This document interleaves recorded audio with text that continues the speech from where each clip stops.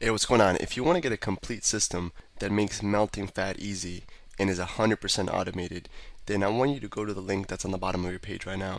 YouTube doesn't let me make that link clickable, so you're gonna actually have to type it into your browser, or I also put the copy of the link in the description, so you can click on that or type it into your browser. All right. For now, enjoy the video, and after you're done with this video, make sure to go to that link to get a complete fat melting system. So today I got a really cool concept for you, and it's really going to be able to help you stick to whatever goal that you set for yourself, right? So if you're following the system, you should have a very specific concrete goal. If not, we'll help you specify it and make it even more concrete on the section. But the concept we want to share with you today is something I call sticky thinking. And what sticky thinking is, it's going to allow you to make whatever goal you decided on, whatever specific outcome you decided on, to actually stick to it. And as you see over here in the monitor, I have a weird, line looking thing. And what this represents is the stages of when you're implementing and when you're actually following through on a new habit, right? So the little, loop right here in the beginning is when you first set the goal. It's really easy. It's kind of like a downward slide type of thing where like it's really easy to follow through on it. Like you're really excited, you're really pumped up about it. You go to the gym, maybe you got new gear for the gym, whatever it is. This happens to everybody. The first couple of days are really fun and really easy, right? And then around here, which is this around day 3 to day 5, you start hitting that resistance, right? Maybe your muscles are sore, maybe it's not fun anymore, maybe it's, you start hitting that first side of resistance that's really gonna make it so it's not as much fun as it was in the beginning. You kind of maybe stop focusing on why you're doing it all for, and you start focusing on all the problems or how challenging it is.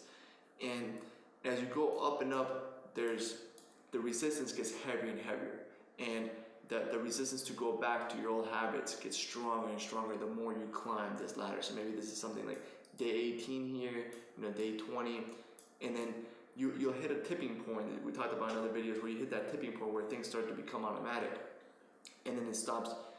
You literally go downhill, and it becomes ingrained in you. You become conditioned, and it just becomes who you are. And now it starts requiring less and less willpower to take that same action, whether it's do the 12-hour rule, do your morning walk on an empty stomach, whatever specific action step you want to condition and make automatic. This is the steps that you're going to go through. And having this graph and just knowing that, okay, around day 3 I'm going to hit some resistance and expecting it really helps you to objectify the problem and be able to overcome it. So the concept of today is sticky thinking is really going to use external motivation to overcome this area right here.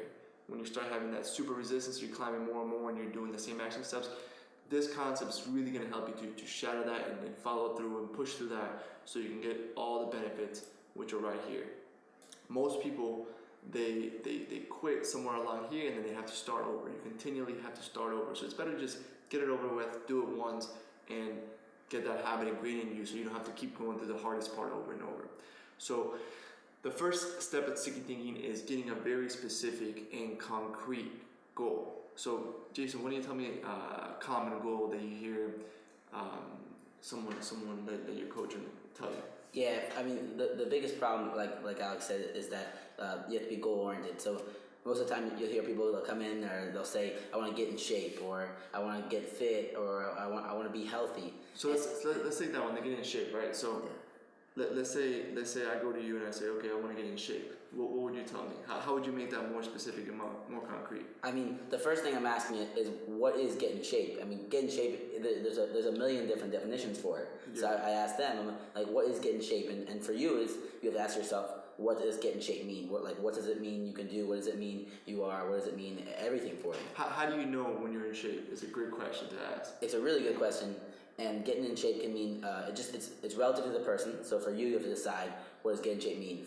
So if going from a size 38 to a size 32 waist is getting in shape, that's getting in shape for you. Or is it being able to run a mile in under 8 minutes? Or is it being able to do this activity quickly? Or is it a combination of all those? So you have to put in you have to write down or know the definition to what is getting in shape, or what does it mean for you to be in shape.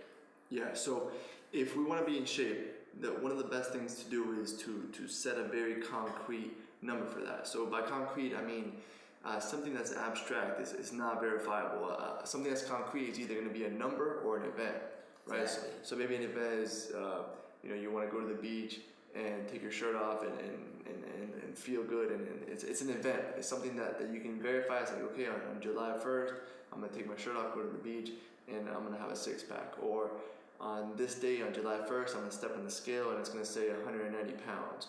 Or on July 1st, I'm gonna run a mile under 7 minutes, or whatever your specific concrete goal that you're gonna set is, right? And you want to detail it as much as possible. I mean, you want this to be detailed like crazy. The more detailed, the better. Just like I was just saying, the more numbers and everything. That means you know exactly what you want, and that's what we want for you to have in your head and be goal oriented. Know exactly what you want, what it means for you to be in shape. Yeah, because once you're very specific, I don't know if you've ever had the experience of when you get a new car, or you buy anything new, you start seeing it everywhere around you, right? So maybe let's say you get like a new BMW, you start seeing that BMW everywhere, and what that is a part of your brain called the reticular activation system that gets triggered, and it starts seeing all the BMWs. Hey, what's going on? If you're enjoying the video so far, do me a huge favor and click on the like button below. You'll get your good deed for the day out of the way. It helps me out a lot. Also, go ahead and subscribe and leave a comment. Something as simple as good video or I enjoyed the video. It really helps me out with YouTube. Alright, here's the rest of the video. So the same thing's going to happen when you're very specific and you're very clear on your vision, what you want, you're very concrete on your goal. You start seeing and spotting all these opportunities everywhere to get you significantly closer to that goal.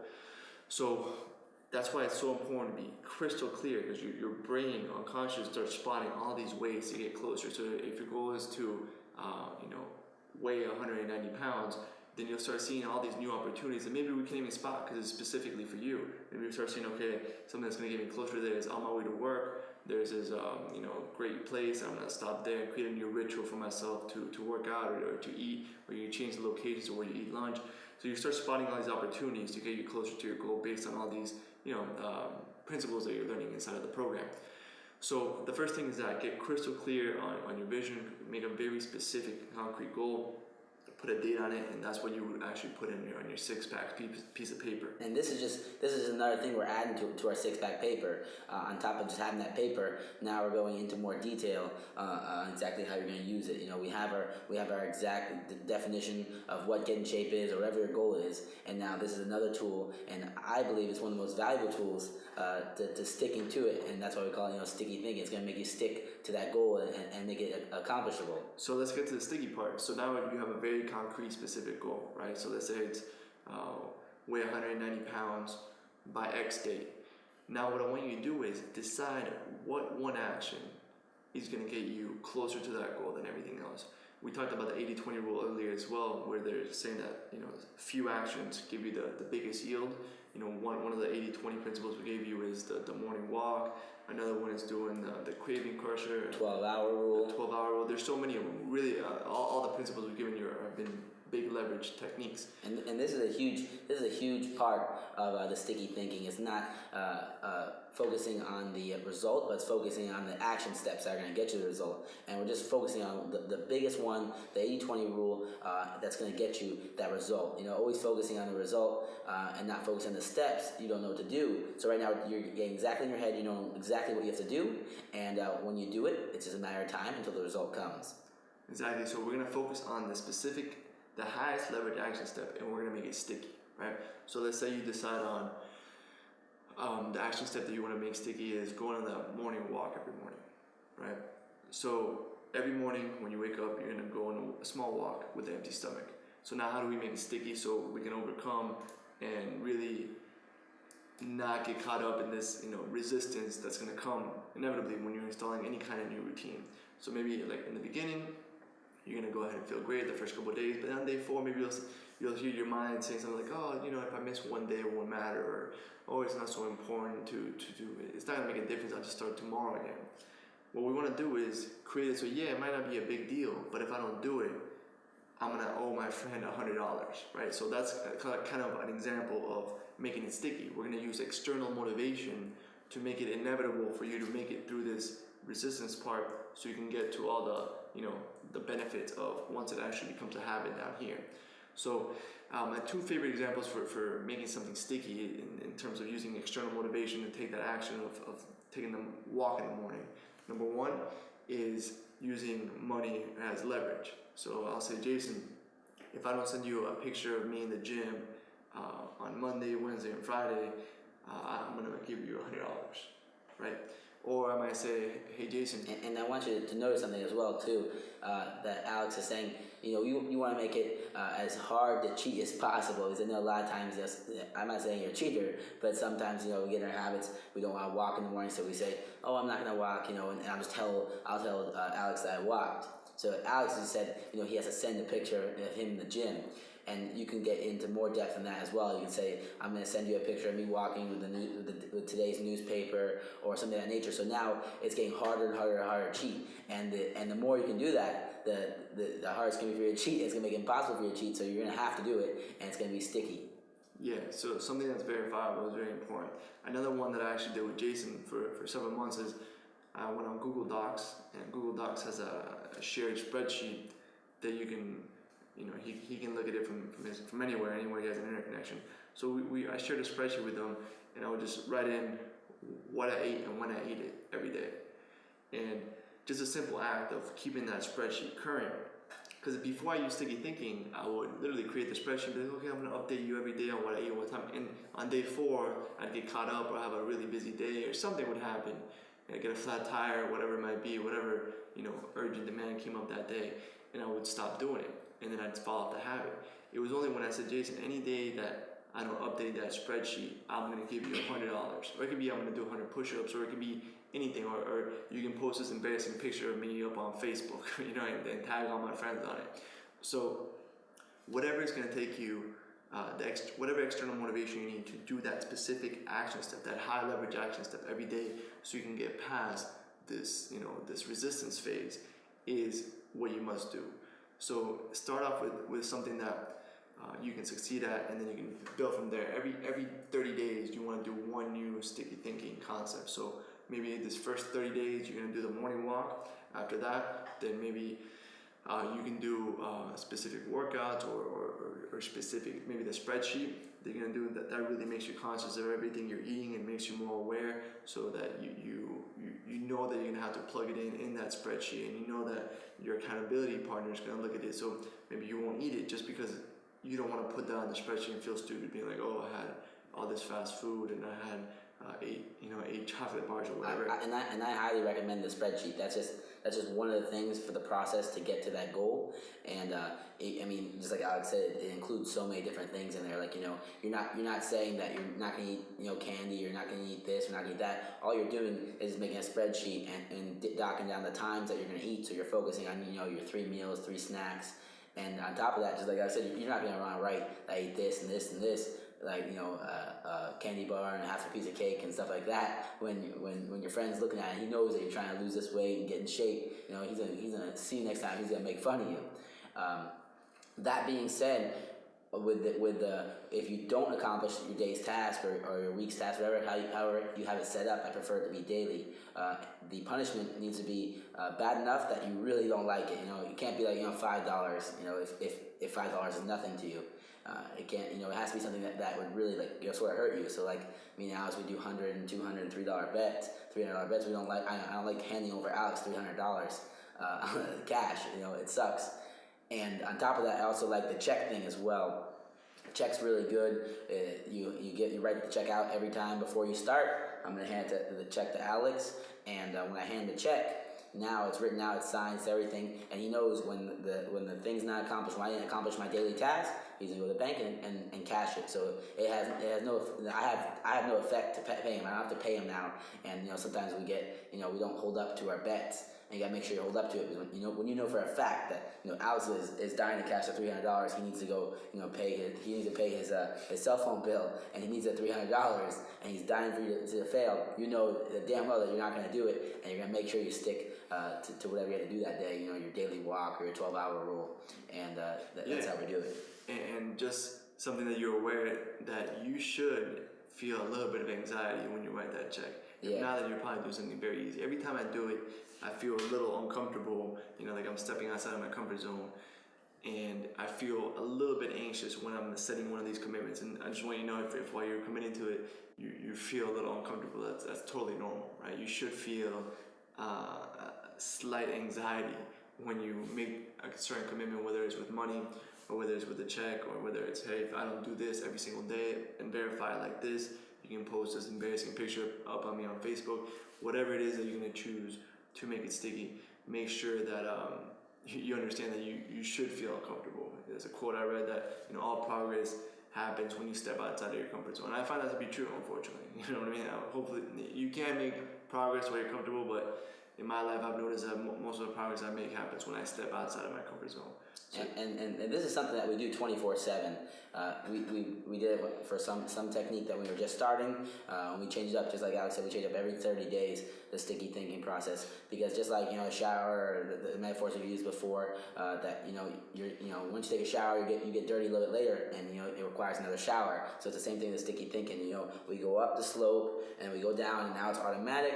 But automatic, it can change. We get little bumps in the road. Sometimes a machine breaks down, and we start to get a little less automatic, and we get back on our sticky thinking, and we go right back downhill. And it's a lot easier every time we get back on our sticky thinking, and it holds us accountable. That's the biggest thing, that we're a little uncomfortable, and we have to be accountable. Otherwise, we get punished.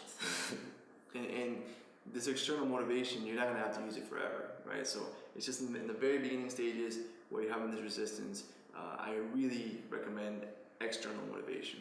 And to me, I found that there's nothing that'll make you make more progress faster than sticky thinking, because you can you've seen all the fat doctors, all the fat nutritionists, all the fat personal trainers, they all know what to do, but they can't get themselves to do it. And I think that's one of the biggest reasons why, because our logical brains or emotional brains are often in conflict. This principle kind of aligns everything together. So yeah, it's going to be super painful if I don't apply what I logically know is going to be best for me in the long term. So it's a simple concept. We're going to have a PDF downloadable worksheet below with the exact steps to do, so you go ahead and implement sticky thinking. There's also a cool resource on there called stick.com, spelled with 2 K's, so stickk.com. We'll link to that in the worksheet as well. If you don't have an accountability partner, you can actually do it online, and it's a pretty cool way to set up a goal, set stakes, and it's all done automatically online. So that's something cool that you can do as well if you don't have someone that you trust with a check or whatever. There's no excuse for not doing one new sticky thinking for a new habit that you want to integrate, a new behavioral habit, a new high leverage habit every 30 days. So literally you wake up a year from now and you're going to have 12 new habits, and your life's going to be completely different. All the habits are going to have a compounding exponential effect on each other, and you're just going to wake up a year from now with a totally different life, and it's going to be all automatic. You went to the hardest part once, you don't keep going up and down over and over and having to start the hardest part over and over again. You literally do it once, get it over with, get it ingrained in your nervous system, upgrade your self-image and create that lifelong transformation, get that automatic six-pack, and live that way. Real quick, one more thing before you go. I want to make sure you know that there is no correlation between how hard you work and how much fat you melt or how much muscle you build. All right? There's enough science, enough data out there that there's absolutely no correlation between hard work and results. All right? There's a difference between movement and achievement. All right? If you want to learn my best tips, what I call the 5% hacks that allow you to get maximum results, maximum fat loss, maximum lean muscle gain, I want you to go to the link that's on the bottom of this page, or you can click on the link in the description. All right, you're going to get a complete system for melting fat in an intelligent and streamlined system. I'll see you there.